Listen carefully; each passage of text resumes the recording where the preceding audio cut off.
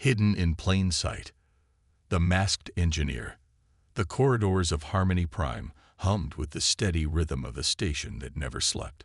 Deep in the engineering section, Zora Kethlin adjusted her environmental suit for the 100th time that day, ensuring every seal was perfect, every surface polished to an opaque sheen. The bulky suit wasn't necessary for a Vorthak in the station's standard atmosphere, but it served a far more important purpose than life support. It hid her. Through the tinted visor of her helmet, Zara watched the human engineers bustling around the quantum core housing. Their easy laughter and casual interactions made something twist painfully in her chest. She had been on Harmony Prime for 8 months now, long enough to complete 3 major system upgrades and earn a reputation as the most skilled engineer in the sector. Yet not one of these humans had ever seen her face. "Kethlin, we need your assessment on the power coupling modifications," called Chief Engineer Rodriguez from across the chamber. His voice carried that particular tone humans used when addressing her, respectful but distant, professional yet somehow careful, as if they weren't quite sure how to interact with the mysterious figure in the environmental suit. "Acknowledged, Chief," Zora replied through her suit's vocal modulator, which rendered her naturally melodic Vorthak speech into flat mechanical syllables. She moved toward the coupling array, her movements precise despite the suit's bulk. As she worked, her mind wandered to the stories her grandmother had told her as a child. Tales of the first contact between humans and Vorthaks, how the humans had recoiled in horror at her people's appearance, how it had taken decades of careful diplomacy conducted entirely through viewscreens and environmental suits to establish any kind of relationship. "Your modifications increased efficiency by 37%, Rodriguez noted, reviewing her work on his tablet. "Outstanding work, as always." Zara felt a familiar pang of longing. She wanted to smile, to share in the satisfaction of a job well done, but her expression remained hidden behind layers of metal and polymer. The quantum resonance patterns were suboptimal. Simple harmonic adjustment. What she didn't say was that she had spent 3 sleepless nights running calculations, not because the problem was difficult, but because perfecting her work was the only way she could contribute meaningfully to this community that would never truly accept her. In her quarters, when she could finally remove the suffocating suit, she would stare at her reflection and see what humans would see, the reason her people remained isolated, the reason she could never belong. The observant human. Marcus Chen had been watching the enigmatic Vorthak engineer for weeks, and he was fascinated, not by the mystery of what lay beneath the environmental suit, though he'd be lying if he said he wasn't curious, but by the brilliance of her work and the subtle signs of loneliness he recognized in her body language. As the station's maintenance supervisor, Marcus interacted with personnel from a dozen different species daily. He'd learned to read the subtle cues that transcended biology, the way someone's shoulders sagged when they felt isolated, how even the most alien beings had recognizable patterns of behavior when they were trying to connect with others. Zara Kethlin exhibited all the signs of someone desperately wanting to belong while simultaneously holding everyone at arm's length. "She's incredible," Marcus said to his assistant, Jamie, as they watched Zora recalibrate a stubborn atmospheric processor that had been giving them trouble for weeks. In less than an hour, she had it running better than it had since installation. "I've never seen anyone work with quantum systems like that." Jamie shrugged. "Vorthaks are supposed to be good with tech. Something about how their brains process multi-dimensional mathematics." Marcus frowned. "She's not just good with tech. She's an artist.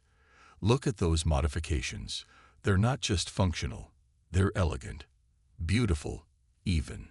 His assistant gave him a strange look. "You know you sound like you're developing a crush on someone you've never actually seen, right?"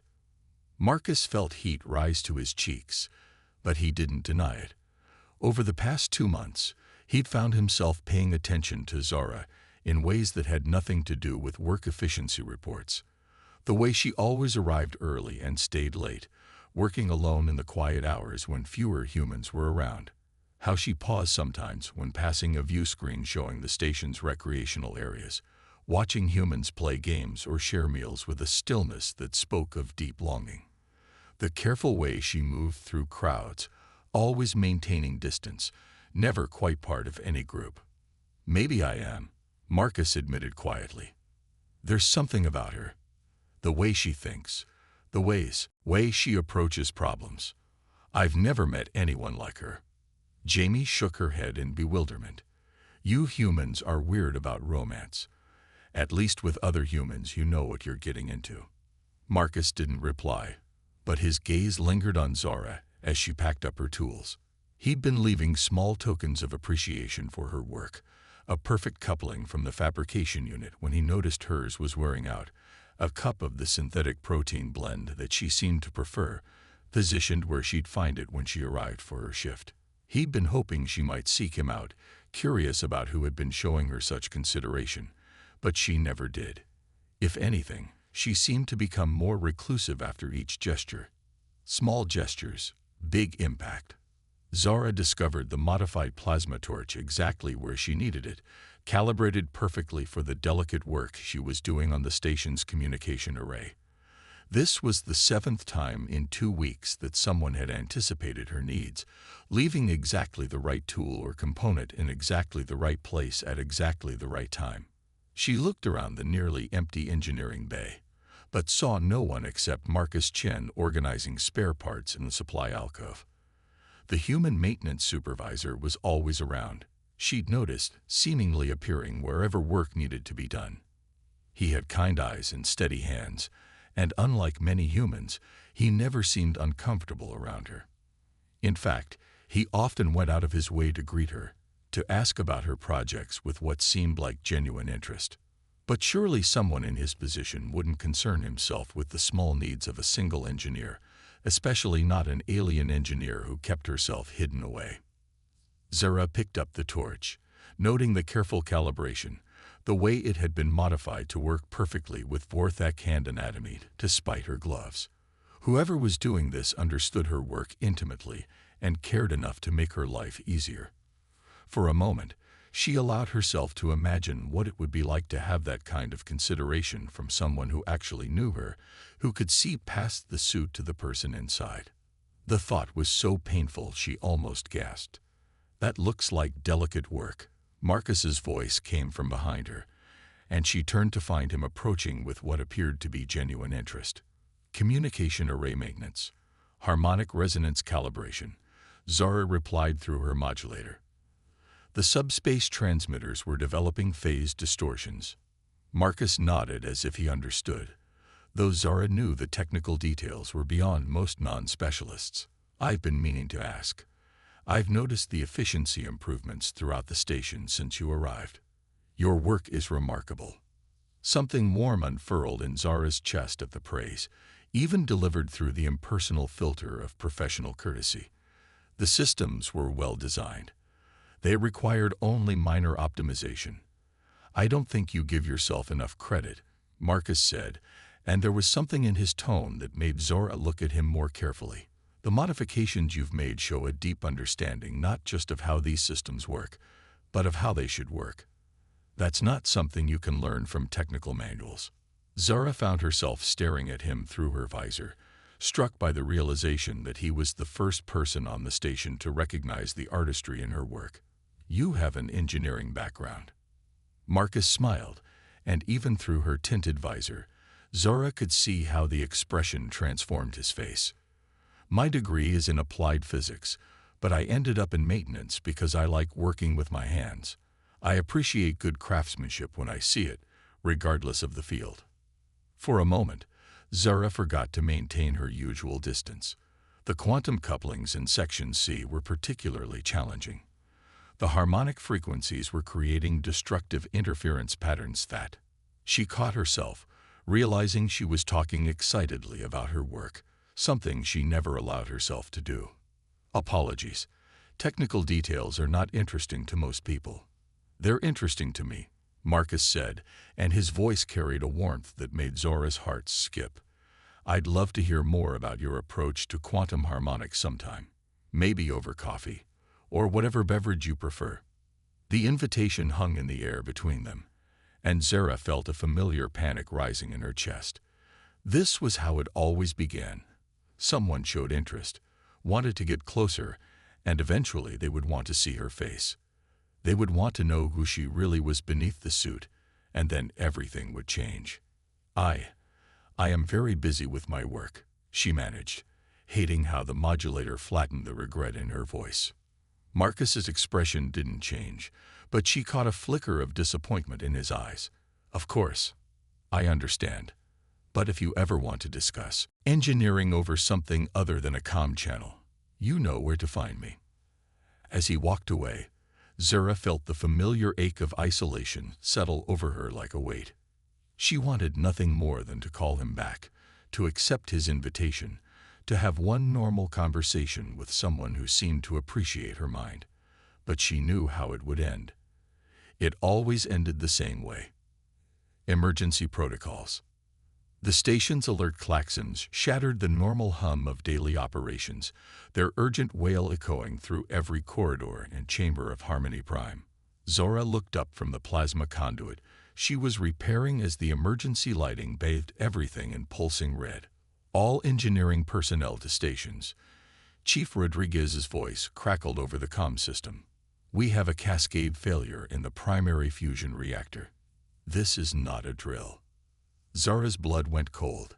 A cascade failure meant the station's primary power source was becoming unstable, potentially catastrophically so. She abandoned her current task and ran toward the reactor chamber, her environmental suit's servos whining as she pushed them beyond their normal operating parameters. The reactor chamber was chaos. Human engineers swarmed around diagnostic stations, their voices overlapping in urgent discussion. At the center of it all, the massive fusion containment unit hummed with an ominous irregularity that made Zora's enhanced hearing ache. The magnetic containment fields are fluctuating, reported Lieutenant Torres, sweat beading on her forehead as she worked frantically at her console. We're losing plasma cohesion in 3 primary chambers. Chief Rodriguez spotted Zora as she entered. Kethlin, thank the stars. We need your expertise on quantum field dynamics. The containment protocols are failing, and we can't determine why. Zora moved to the central diagnostic station, her gloved hands flying over the controls as she assessed the situation. The readings made her chest tighten with fear. The fusion plasma was becoming increasingly unstable, and if the containment fields failed completely, the resulting explosion would destroy not just the station, but everything within a significant radius of space. The quantum resonance frequencies are out of phase, she announced, her modulator struggling to convey the urgency in her voice. The magnetic field generators are operating on different harmonic cycles. The phase variance is creating destructive interference. Can you fix it? Rodriguez asked, and Zora could hear the desperation he was trying to hide. Not from here. Someone needs to access the primary field generators directly and manually synchronize the quantum oscillators. Zora looked at the schematics on her screen, her mind racing through the possibilities. The access tunnel is barely large enough for one person, and they'll need to work in a high-radiation environment while the plasma containment is fluctuating. A heavy silence fell over the chamber as the implications sank in. It was a suicide mission. I'll do it. Marcus's voice came from the entrance to the chamber, and everyone turned to look at him. He stood there in a standard emergency radiation suit, his expression calm despite the magnitude of what he was volunteering for. Chen, you don't have the technical expertise for quantum field manipulation, Rodriguez protested. Then someone who does will have to talk me through it, Marcus replied, his gaze finding Zora through her visor. Unless someone else volunteers. Zara felt the weight of everyone's expectations settling on her. She was the only one with the knowledge to perform the synchronization, and her vortex physiology gave her better radiation resistance than humans. But working in that tunnel would mean removing her helmet to access the manual controls, which were designed for bare hands and required precise tactile feedback. It would mean revealing herself to Marcus, probably the one person on the station whose opinion of her actually mattered. I will go, she said finally, the words coming out mechanically through her modulator. My radiation tolerance is superior to human baseline. Marcus shook his head. We'll go together. You handle the technical work. I'll assist and watch for any safety issues. Two people have a better chance than one. Before anyone could object, another alarm sounded, and the containment field fluctuations became visible as wavering distortions around the reactor core. We're out of time, Rodriguez said grimly. Do it. Into the fire. The access tunnel was exactly as claustrophobic as the schematics had suggested. Zara crawled through the narrow passage, her environmental suit scraping against the walls, while Marcus followed close behind. The radiation levels were climbing steadily, and she could hear the ominous crackling of destabilizing plasma fields through the tunnel walls. The manual controls should be just ahead, she called back to Marcus, trying to keep her voice steady despite the mounting fear. Not fear of the radiation or the unstable reactor, fear of what would happen when she had to remove her helmet. They reached a small chamber barely large enough for two people, its walls lined with the manual quantum field controls that could override the automated systems. Zara immediately saw the problem. The control interfaces were designed for direct neural feedback, requiring skin contact with the quantum-sensitive control surfaces. I need to remove my gloves, she said, already knowing that wouldn't be enough. The control system required full sensory integration, which meant removing her helmet as well. And my helmet. Marcus was quiet for a moment, and Zara wondered if he was finally understanding what she'd been hiding all this time. Whatever you need to do, I've got your back, he said finally. And the simple sincerity in his voice made her heart's ache. With trembling hands, Zara disengaged her helmet seals. The moment she lifted it away, she felt Marcus's sharp intake of breath behind her, but she forced herself to focus on the controls. Her bare hands pressed against the quantum interface surfaces, and immediately she could feel the chaotic resonance patterns of the failing containment fields. She worked frantically, her sensitive fingertips reading the quantum fluctuations like music, adjusting frequencies and phase relationships with the precision that only her people possessed. Behind her, she was acutely aware of Marcus's presence, of his silence as he got his first look at what she really was. Containment fields stabilizing, came Rodriguez's voice through their comm units. Whatever you're doing, keep doing it. Zara's concentration never wavered, but part of her mind was already planning her departure from Harmony Prime. She would finish this repair, save the station, and then request an immediate transfer. She couldn't bear to see the look in Marcus's eyes when they got back to safety, couldn't endure the careful politeness that would replace his warmth once he'd seen her true face. There, she whispered as the final frequency locked into perfect harmony. The containment fields are synchronized. The cascade failure has been averted. She started to reach for her helmet, desperate to hide herself again, but Marcus's hand gently touched her shoulder. Zara, he said, and hearing her name in his voice, spoken with such gentleness, made her freeze. Look at me, please. Against every instinct, every lesson learned through years of isolation and rejection. Zara turned to face him in the dim light of the maintenance chamber. She saw his eyes widen as he took in her features, the crystalline structure of her skin that caught light and refracted it in subtle patterns, the prismatic quality of her large eyes that shifted color like captured aurora, the delicate ridges and planes of her face that spoke of a beauty entirely unlike human aesthetics. She waited for the revulsion, for the careful mask of diplomacy that would slide over his features as he tried to hide his reaction. Instead, Marcus smiled. "You're beautiful," he said simply, and the words hit Zara like a physical blow.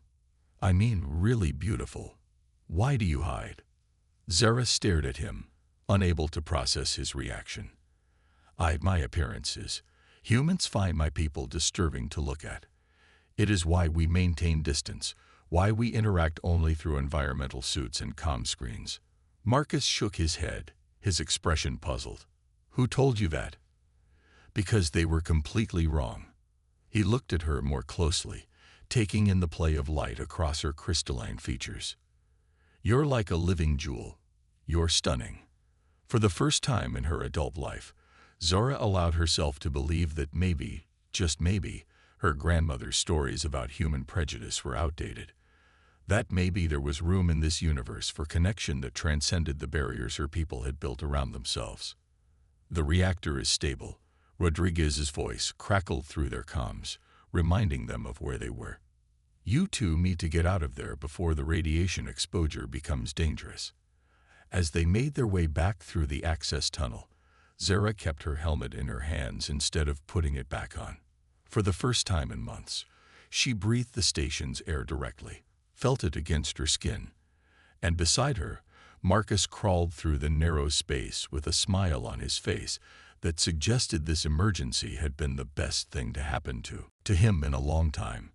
A new beginning. The debriefing session felt surreal to Zara. She sat in the conference room with her helmet off, her true face visible to the dozen human officers present, and not one of them looked at her with anything approaching disgust or fear. Chief Rodriguez praised her technical expertise. Lieutenant Torres thanked her for saving the station. Commander Williams, the station's human administrator, spoke of recommending her for a commendation. But it was Marcus's reaction that stayed with her. Throughout the meeting, whenever their eyes met, he smiled with such warmth and genuine appreciation that she felt something long frozen in her chest beginning to thaw. After the formal debriefing ended, Marcus approached her as the others filed out. So, he said, that familiar warmth in his voice now accompanied by a new note of something that made her pulse quicken. I believe I owe you that conversation about quantum harmonics, and you owe me an answer about coffee. Zara felt a smile tug at her lips, the first genuine smile she'd allowed anyone to see in years. Yes, I would like that very much. Tomorrow evening, Observation Deck 7 has the best view of the nebula, and it's usually quiet around 1900 hours. It's a date, Zara said, then blushed at her own boldness, the crystalline structure of her cheeks catching the light as color shifted beneath her translucent skin. Marcus's smile widened. It's a date, he agreed. As Zara walked back to her quarters, she passed other humans in the corridors. For the first time, she didn't avoid their gaze, didn't hurry past with her head down. And what she saw in their faces wasn't revulsion or fear, but curiosity, interest, and in some cases, appreciation for features they were seeing clearly for the first time. She realized that her people's isolation might have been built on misunderstanding and outdated fears, just as her own self-imposed exile had been built on assumptions that proved false when tested against reality. In her quarters, Zara looked at her reflection without the distortion of a helmet visor for the first time in months. She saw what Marcus had seen, not a monster to be hidden, but a being of unique beauty, someone worthy of connection and belonging. Tomorrow, she would meet Marcus on the observation deck. Tomorrow, she would take the first step toward a life without hiding. Tonight, she would allow herself to hope that maybe the universe was ready for connections that transcended species, appearances, and the fears that had kept beings like her isolated for far too long. The story was just beginning.